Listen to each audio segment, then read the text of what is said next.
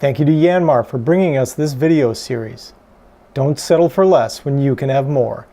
Yanmar's tractors are designed to work as hard as you do for a lifetime. Strengthen your dealership with Yanmar today.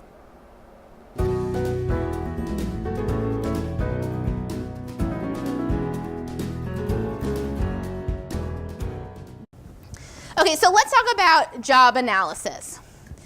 So a job analysis simply helps us identify the abilities and motivators of a person needs to be effective in the job position, in the position that you can't see in a job description, resume, or application. All right, so that is the entire purpose of a job analysis. We are trying to identify specifically the motivators and abilities a person needs to be effective in this job. This morning we spent time talking about motivation. How much easier would it be for us to motivate our employees if they are in a job that actually fits their personality well?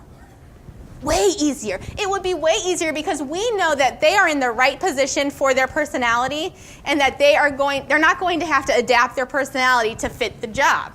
So we are simply doing a job analysis to identify our abilities and motivators. So who is involved in a job analysis?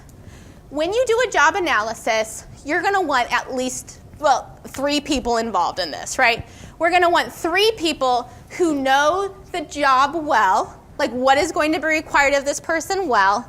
And so like an example, we may have a GM, a general manager involved. The person who will be directly overseeing this position will be involved. And then one other person who actually understands what it's like to have this job. So let's say we're hiring a technician. So we'll have a service manager involved in this, a GM or an owner, and then maybe another technician or a service coordinator, somebody else who will understand what's actually required of that job. And then how do you do a job analysis? Well, there's a few different things.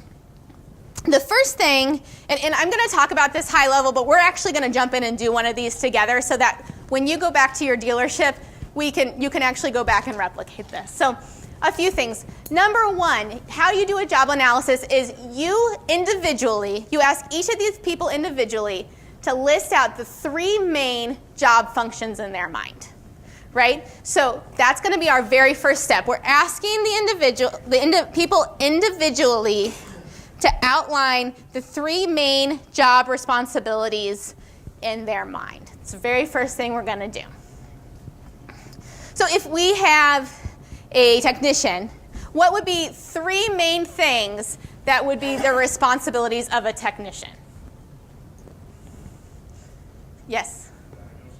Diagnose equipment. Excellent. What's another thing? Organized work area. Okay, very good. And what's one more thing? If we were looking for a technician, what is the third thing that would be an important part of their job? Yes? Repair the machine in a timely fashion. Repair the machine in a timely fashion. Okay, so we have our 3 things. Next, we are going to get together with the other people who have done this. So we have our 3 people together, and we're each bringing our 3 things, and we're going to put them together and agree on the 3 things. When we all get together, what are the 3 that we actually agree on that are the 3 main responsibilities? And then we are going to work through, I have it printed out as a sheet right now, but we have this online tool that Natalie can help you with if you're interested.